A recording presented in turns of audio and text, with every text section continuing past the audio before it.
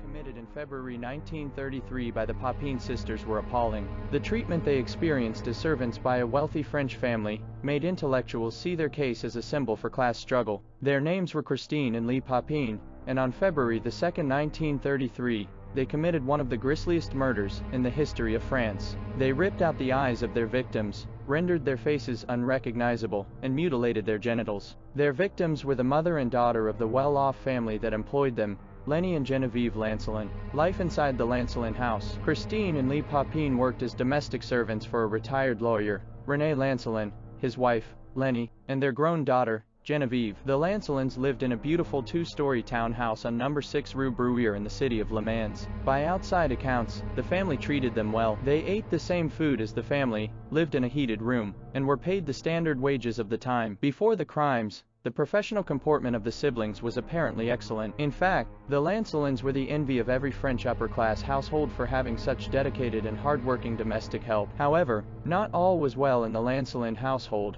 as the sisters had an atypical relationship with their employers. For one, neither of the women had ever spoken to René Lancelin in the entire 7 years that they worked there. The sisters were given orders by his wife, and even then, she only communicated through written directions. Lenny was also a woman that demanded perfection, as she routinely performed white glove tests on furniture to confirm that the furniture had been dusted. The gruesome murders of Madame Lenny and Geneviève. On the day of the murders, it was dark and raining heavily. After a shopping trip, the mother and daughter were to go directly to the home of Lenny's brother, where René would meet them. The family were not expected home by the sisters until late in the evening. The two siblings continued with their errands, one of which was to pick up the iron from the repair shop. When the iron was plugged into the electrical outlet, it blew a fuse. They decided to wait until the morning to try to repair the fuse, given that the Lancelins would not return home until late into the evening. But Lenny and Geneviève returned home unexpectedly. According to Christine, when the mother was told that the iron was broken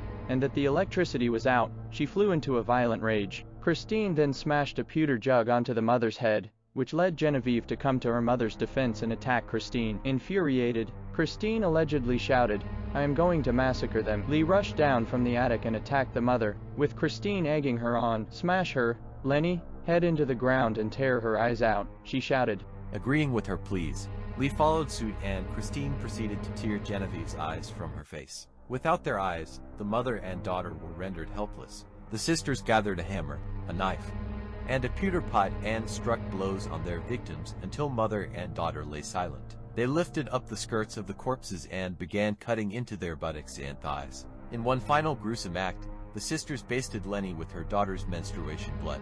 The murderesses cleaned themselves, locked every door in the house, lit one candle in their room, and waited for the inevitable, when his wife and daughter failed to show up for dinner.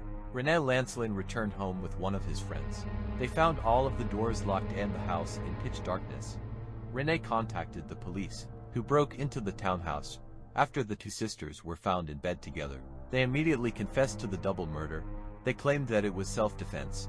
As Christine Papin simply said, "It was her or us." Lee told the police, "From now on, I am deaf and dumb." The gruesome case of the Papin sisters attracted the interest of the intellectuals of the time, as they argued that the murders were the manifestation of the class struggle. They believed that the girls rebelled against their mean-spirited masters, reflected in the poor conditions under which the people who worked as servants to the rich lived. Prominent intellectuals like Jean-Paul Sartre, Simone de Beauvoir, and Jean Genet held up the crime as an example of class warfare. The defense argued that the sisters were temporarily insane during the time of the murder.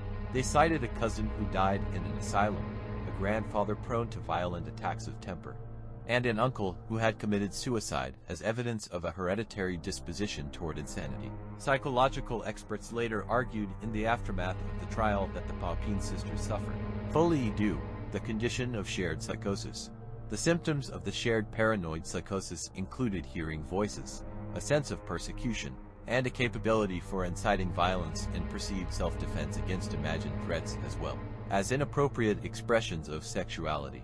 Those afflicted with paranoia will often focus on a mother figure as a persecutor, and in this case, the persecutor was Madame Lancelin. In such states, one half of the pair will often dominate the other, as Christine dominated Lee. Paranoid schizophrenia can be difficult to diagnose, as the paranoid person can appear quite normal, which is how the sisters would have likely come across to the prosecution at their trial. The court decided that the Papin sisters were sane and therefore guilty. Christine Papin was sentenced to be put to death by guillotine in the public square at Le Mans on September 30, 1933. Léa Papin was considered an accomplice and given a lighter sentence of 10 years of hard labor. While Christine waited in the holding cell for her punishment, she became unhinged and tried to claw her own eyes out. She was then put in a straitjacket while her sentence was commuted to life imprisonment. But soon she began to starve herself and died as a result in 1937. Léa Papin was released after 8 years on good behavior in 1941.